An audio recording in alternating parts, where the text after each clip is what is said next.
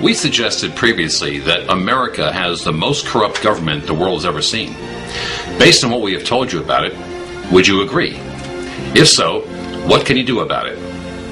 Henry David Thoreau said, "There are 1,000 hacking at the branches of evil to one who is striking at the root." The average person, when presented with the sort of information we've been talking about here, and who wants to take action to stop the tyranny and return to true constitutional government, instinctively knows that he must strike at the root to accomplish this, but he has no idea how to do it. Many of the patriot organizations are fragmented and ineffective. Freedom-loving people end up hacking at the branches, or just wandering the desert, searching for an oasis. For those of you who don't want to get involved, who just want to go along to get along, we have 2 quotes for you. One of the penalties for refusing to participate in politics is that you end up being governed by your inferiors. The second is, those who are not interested in politics will be forever ruled by those who are. The first quote was from Plato, and the second from G. Edward Griffin, author of several books and founder of Freedom Force International. The fact that they were uttered some 2,400 years apart should tell you that the consequences of a lack of vigilance and inaction have changed little over the centuries. Those consequences lead to more government and power for the leaders and less power and freedom for the people. America became a great nation because of its Constitution and Bill of Rights, not because of political parties. Political parties are not at all necessary for electing representatives, running the government, protecting our borders, ensuring our safety, or interfacing with other nations. They are not mentioned in the Declaration of Independence, the Constitution, or the Bill of Rights. Yet, political parties dominate our country today. They put on a show to make us think we need them and to make us think we have a choice. But the only reason political parties exist is so that the elite can acquire power they are not entitled to. In his farewell address, George Washington warned of the dangers of political parties. They, political parties, serve to organize faction, to give it an artificial and extraordinary force, to put in place of the designated will of the nation the will of a party. Dr. Carroll Quigley, a highly respected Georgetown University professor and the Globalist's own historian, wrote, "The argument that the 2 parties should represent opposed ideals and policies, one perhaps of the right and the other of the left, is a foolish idea, acceptable only to doctrinaire and academic thinkers. Instead, the 2 parties should be almost identical, so that the American people can throw the rascals out at any election without leading to any profound or extensive shifts in policy." The election for president every 4 years is a joke, because the globalist bankers have succeeded in totally corrupting the process. And here is the globalist's own historian admitting as much. Dick, the political elites, the globalists such as the Rockefellers and the CFR, laugh at the perception, even the conviction that most Americans have, that there are any significant differences between the 2 major parties, especially at the federal level. They're just labels that spawn other labels, such as liberal, conservative, left, and right, all of which only serve to distract us away from what's really important, the steady erosion of our freedoms. The globalists also laugh at our perceived differences between the major presidential candidates. They don't care a whit whether a Democrat or Republican becomes president. They don't care whether the race is a landslide or a photo finish. The 2 major presidential candidates, the Republican and Democratic nominees, are both bought and paid for by the globalists, to whom these candidates owe their allegiance.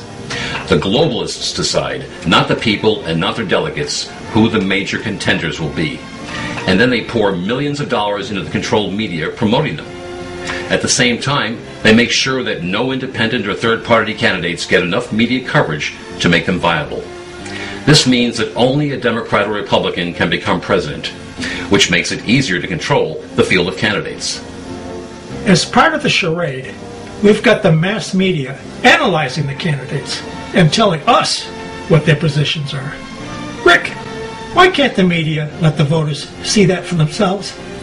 Because the media are a key party election control mechanism, Dick. The globalist candidate always wins because both Democratic and Republican nominees belong to them. So it's heads I win, tails you lose. The entire presidential race is nothing more than a phony wrestling match. Likewise, the Democratic and Republican positions on the issues are mere rhetoric and demagoguery.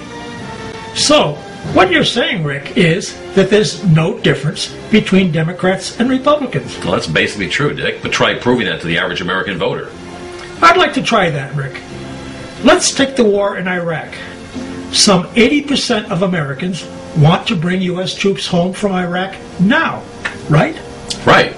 But while the Republicans say they want the troops to stay indefinitely, the Democrats say they are against remaining in Iraq. And the president threatens to veto any bill Congress proposes that'll bring the troops home. But the Democrats could stop the war tomorrow.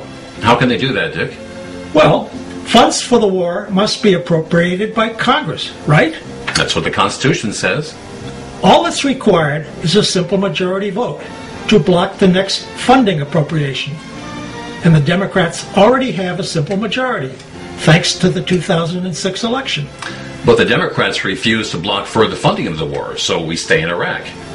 Doesn't this prove that there's really no difference between the Republicans and the Democrats? Well, it sure does, Dick.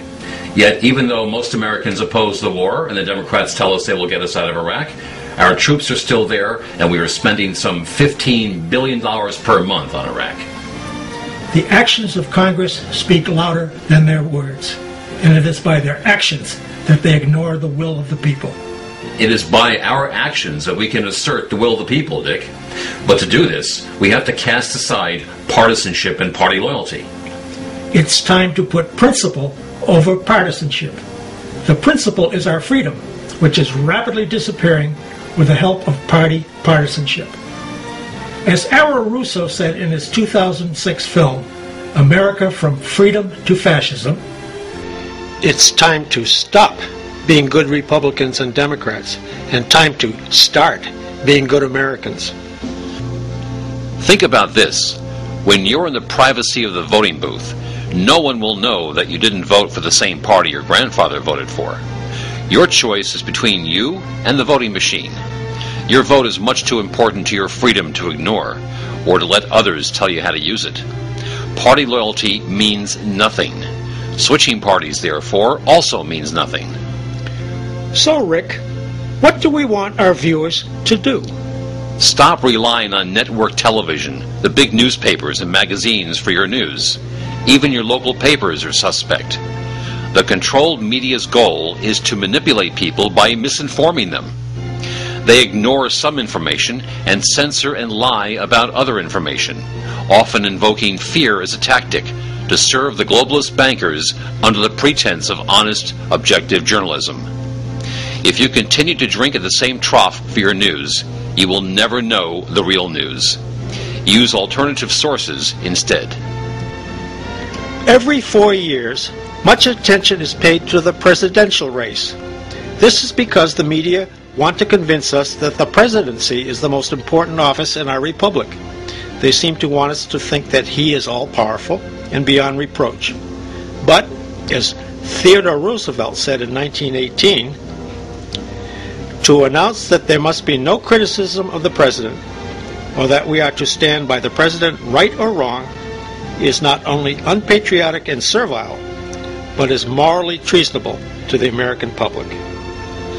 The president is only one person, and his power is extremely limited by the Constitution. It is the Congress who makes our national laws, not the president. He has only veto power. Congressman Ron Paul of Texas has standing instructions to his staff to review all bills passing through his office to determine if they are constitutional. If any are not, and most of them aren't, he doesn't vote for them.